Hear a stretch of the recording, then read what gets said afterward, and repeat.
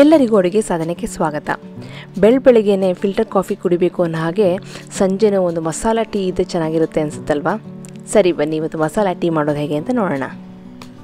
ನೀವು ಇನ್ನೂ ಅಡುಗೆ ಸಾಧನೆಗೆ ಸಬ್ಸ್ಕ್ರೈಬ್ ಆಗಿಲ್ಲ ಅಂದರೆ ದಯವಿಟ್ಟು ಈಗಲೇ ಸಬ್ಸ್ಕ್ರೈಬ್ ಆಗಿ ಹೊಸ ವೀಡಿಯೋ ನೋಟಿಫಿಕೇಷನ್ಗೋಸ್ಕರ ಪಕ್ಕದಲ್ಲಿರುವ ಬೆಲ್ ಬಟನ್ನ ಟಚ್ ಮಾಡೋದನ್ನ ಮಿಸ್ ಮಾಡಬೇಡಿ. ಇಲ್ಲಿ 2 ಲೋಟ ಮಸಾಲ ಟೀಗೆ ನಾನು 1 ಇಂಚಿನಷ್ಟು ಶುಂಠಿ, 1 ಇಂಚಿನಷ್ಟು ಚಕ್ಕೆ, 2 ಏಲಕ್ಕಿ, 2 ಲವಂಗ ತೊಗೊಂಡಿದ್ದೀನಿ. ಇಷ್ಟು ಮಸಾಲ 2 ಲೋಟ ಮಸಾಲ ಟೀಗೆ ಕರೆಕ್ಟಾಗಿರುತ್ತೆ. ಈ ಎಲ್ಲ ಮಸಾಲನೂ ಕುಟ್ನದಲ್ಲಿ ಹಾಕ್ಕೊಂಡು ಸ್ವಲ್ಪ ದಪ್ಪವಾಗಿ ಪುಡಿ ಮಾಡ್ಕೊಳ್ಳೋಣ. ಜಾಸ್ತಿ ಮಸಾಲ ಟೀ ಮಾಡಬೇಕು ಅಂತಂದರೆ ನೀವು ಅದು ತಕ್ಕವಾಗಿ ಮಸಾಲೆನೂ ಸಹ ಜಾಸ್ತಿ ಮಾಡ್ಕೋಬಹುದು. ನೋಡಿ, ಸ್ವಲ್ಪ ದಪ್ಪವಾಗಿ ಕುಟ್ಕೊಂಡ್ರೆ ಸಾಕು. ಜಾಸ್ತಿ ಪುಡಿ ಮಾಡ್ಕೊಳ್ಳೋ ಅವಶ್ಯಕತೆ ಇಲ್ಲ. ಜಾಸ್ತಿ ಪುಡಿ ಮಾಡ್ಕೊಬಿಟ್ರೆ ಫ್ಲೇವರು ಜಾಸ್ತಿ ಬಂದುಬಿಡುತ್ತೆ, ಟೀನಲ್ಲಿ ಚೆನ್ನಾಗಿರಲ್ಲ. ಟೀ ಅಂದಮೇಲೆ ಜಾಸ್ತಿ ಟೀ ಫ್ಲೇವರೇ ಇರಬೇಕಲ್ವಾ? ನೋಡಿ, ಇಲ್ಲಿ ನಾನು ಶುಂಠಿ ಹಾಕ್ಕೊಂಡು ಸಹ ಒಂದು 4 ರಿಂದ 5 ಸತಿ ಕುಟ್ಕೊಂಡು ಅದನ್ನು ಸಹ ರೆಡಿ ಮಾಡಿಟ್ಕೊಂಡಿದ್ದೀನಿ. ನೋಡಿ, ಮಸಾಲ ರೆಡಿಯಾಗಿದೆ. ಈಗ ನಾನು 2 ಲೋಟ ಟೀಗೆ 1 ಲೋಟದಷ್ಟು ನೀರನ್ನು ಹಾಕ್ಕೊಂಡಿದ್ದೀನಿ. ಆ ನೀರಿಗೆ ನಾವು ಕುಟ್ಕೊಂಡಂತಹ ಮಸಾಲೆನೂ ಸಹ ಇಲ್ಲಿ ಸೇರಿಸ್ಕೊತಾ ಇದ್ದೀನಿ.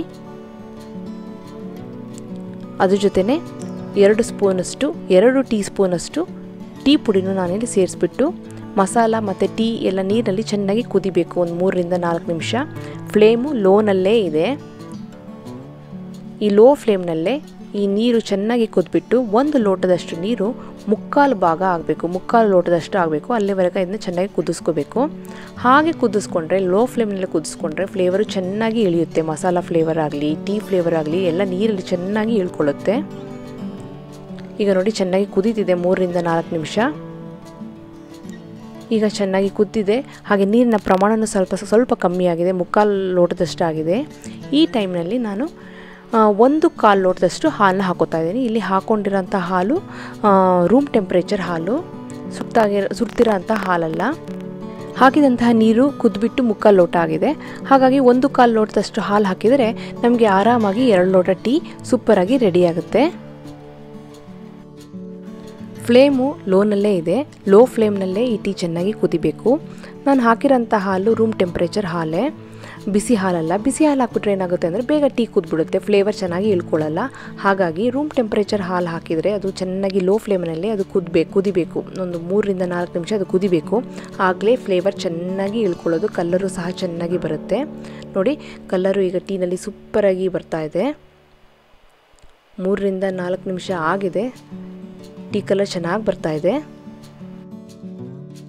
ಈಗ ಚೆನ್ನಾಗಿ ಕಲರ್ ಬಂದಮೇಲೆ ರುಚಿಗೆ ತಕ್ಕಷ್ಟು ಸಕ್ಕರೆ ಸೇರಿಸ್ತಾ ಇದ್ದೀನಿ. ಇಲ್ಲಿ 2 ಲೋಟದಷ್ಟು ಟೀಗೆ ನಾನು ಇಲ್ಲಿ 3 ಟೀ ಸ್ಪೂನಷ್ಟು ಸಕ್ಕರೆ ಸೇರಿಸಿ ಕುದಿಸ್ತಾ ಇದ್ದೀನಿ.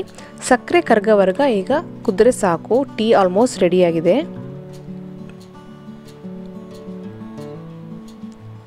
ಕೆಲವರಿಗೆ ಟೀ ಗಟ್ಟಿಗಿರಬೇಕು, ಕೆಲವರಿಗೆ ಟೀ ತೆಳ್ಳಗಿರಬೇಕು. ನಿಮ್ಮ ಇಷ್ಟದಂತೆ ನೀವು ತಕ್ಕಂತೆ ನೀರಿನ ಪ್ರಮಾಣ ಹೆಚ್ಚು ಕಮ್ಮಿ ಮಾಡ್ಕೋಬಹುದು.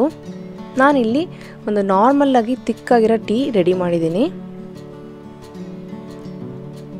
ಈಗ ಟೀ ಚೆನ್ನಾಗಿ ಕುದ್ದಿದೆ. ಹಾಕಿರೋಂಥ ಸಕ್ಕರೆನೂ ಸಹ ಚೆನ್ನಾಗಿ ಕರಗಿದೆ. ಮಸಾಲ ಪುಡಿನ ರೆಡಿ ಮಾಡಿ ಇಟ್ಕೊಂಡು ಅದರಲ್ಲಿ ಟೀ ಮಾಡೋದಕ್ಕೂ ಡಿಫ್ರೆನ್ಸ್ ಇರುತ್ತೆ.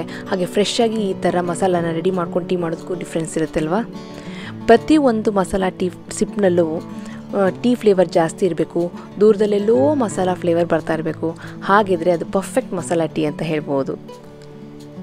ಈಗ ಬಿಸಿಯಾದ ಮಸಾಲ ಟೀನ ಕಪ್ಪಿಗೆ ಹಾಕ್ಕೊಂಡು ಬಜ್ಜಿ, ಬೋಂಡ, ಬಿಸ್ಕೆಟ್ ಜೊತೆ ಯಾವುದ್ರ ಜೊತೆನಾದರೂ ಎಂಜಾಯ್ ಮಾಡೋದಷ್ಟೇ.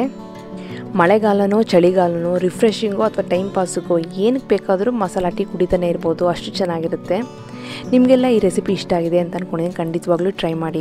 ಹಾಗೆ ನೀವು ಇನ್ನೂ ಅಡುಗೆ ಸಾಧನೆಗೆ ಸಬ್ಸ್ಕ್ರೈಬ್ ಆಗಿಲ್ವಾ? ತಡ ಮಾಡಿಬಿಟ್ಟು ಈಗಲೇ ಸಬ್ಸ್ಕ್ರೈಬ್ ಆಗಿ ಪಕ್ಕದಲ್ಲಿರುವ ನೋಟಿಫಿಕೇಷನ್ ಬೆಲ್ ಬಟನ್ನ ಟಚ್ ಮಾಡೋದನ್ನ ಮಿಸ್ ಮಾಡಬೇಡಿ. ನಿಮಗೆ ಈ ವಿಡಿಯೋ ಇಷ್ಟ ಆದರೆ ದಯವಿಟ್ಟು ಲೈಕ್, ಶೇರ್, ಕಮೆಂಟ್ ಮಾಡಿ. ಹಾಗೆಯೇ ವಿಡಿಯೋನ ದಯವಿಟ್ಟು ನಿಮ್ಮ ಫ್ರೆಂಡ್ಸ್ ಆ್ಯಂಡ್ ಫ್ಯಾಮಿಲಿ ಜೊತೆ ಶೇರ್ ಮಾಡಿ. ಮತ್ತೊಂದು ಇಂಟ್ರೆಸ್ಟಿಂಗ್ ರೆಸಿಪಿಯೊಂದಿಗೆ ಭೇಟಿ ಆಗ್ತೀನಿ. ಅಲ್ಲಿವರೆಗೆ thank you. Bye bye. See you.